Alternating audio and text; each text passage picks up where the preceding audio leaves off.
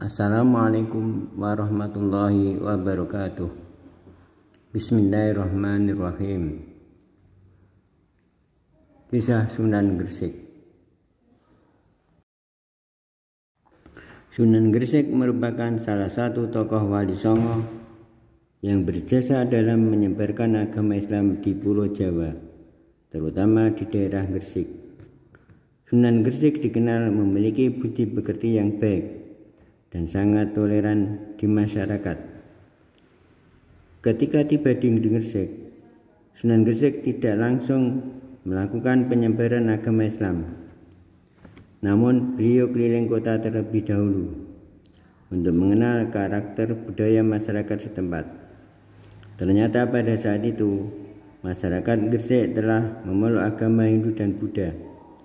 Hal ini menjadi kesulitan dan tantangan tersendiri bagi Sunan Gresik dalam menyebarkan agama Islam. Lalu, apakah Sunan Gresik mampu menghadapi tantangan tersebut? Simak selanjutnya. Sunan Gresik atau Maulana Malik Ibrahim memiliki nama asli Makdum Ibrahim As-Samarkandi.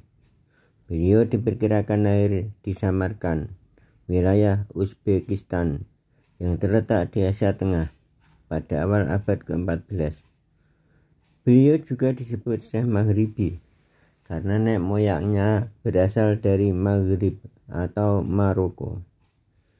Akan tetapi masyarakat Jawa mengenalnya dengan nama Sunan Gresik. Beliau bersaudara dengan Maulana Ishaq, ulama terkenal di Samudra Pasai. Selain disebut Syekh Maghribi, Maulana Malik Ibrahim atau Sunan Gresik juga dikenal dengan nama kakek bantal. Hal ini karena kebiasaan beliau meletakkan Al-Quran dan hadis di atas bantal ketika mengajar murid-muridnya.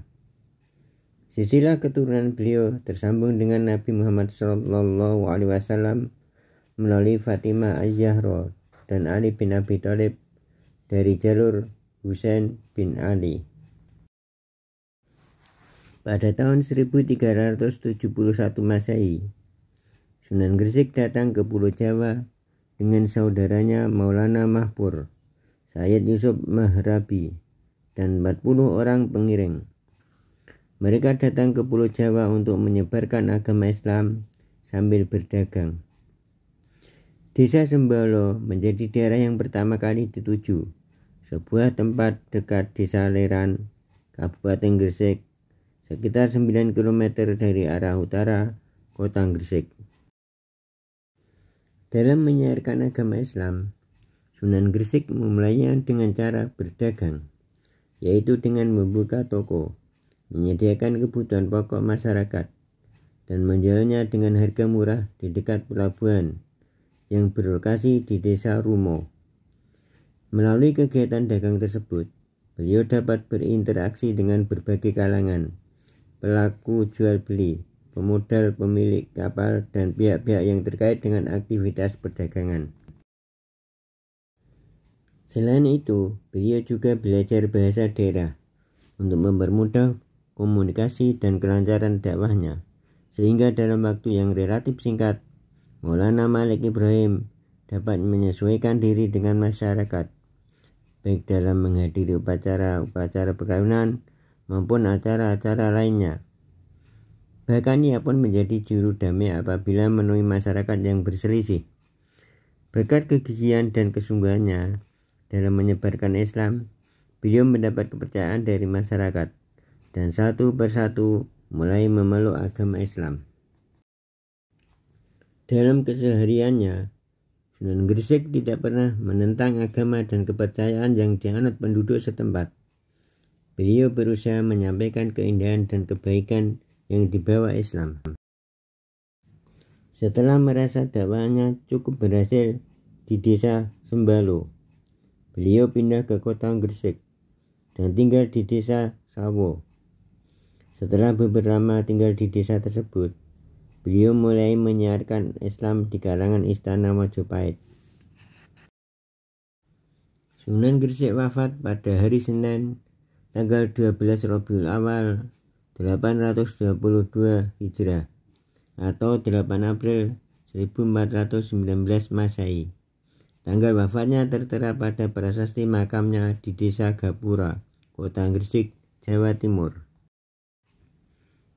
Peran Sunan Gresik dalam perkembangan Islam di Indonesia. 1. Mengembangkan Islam melalui jalur perdagangan.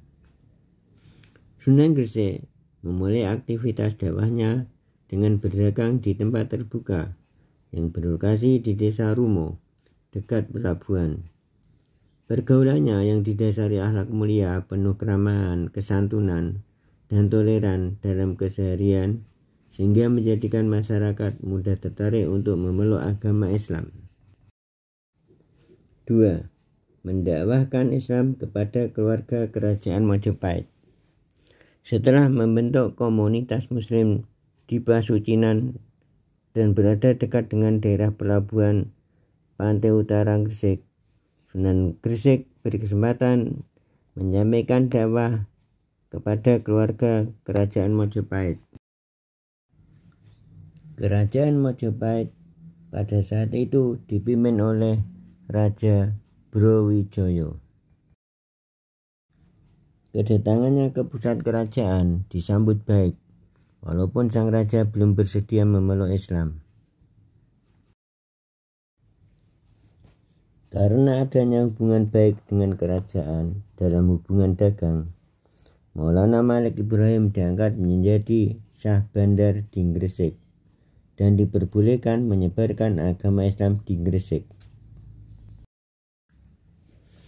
Pada saat itu, Sunan Gresik diberikan hadiah sebidang tanah di pinggiran kota Gresik sebagai penghargaan kepadanya. Tempat ini kemudian dikenal dengan Desa Gapura. Hubungan baik Sunan Gresik dengan keluarga kerajaan dengan menunjukkan sikap santun, arif, dan bijaksana mengantarkannya diangkat menjadi penasihat raja serta menjadi guru para pangeran. 3. Mendirikan masjid dan pesantren.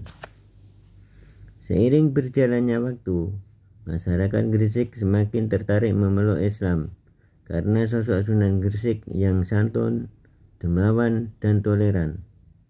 Kondisi ini mendorongnya membangun Masjid Pasucinan yang kini dikenal dengan Masjid Maulana Malik Ibrahim, terletak di Desa Leran, Kecamatan Manyar, wilayah pesisir utara Gresik.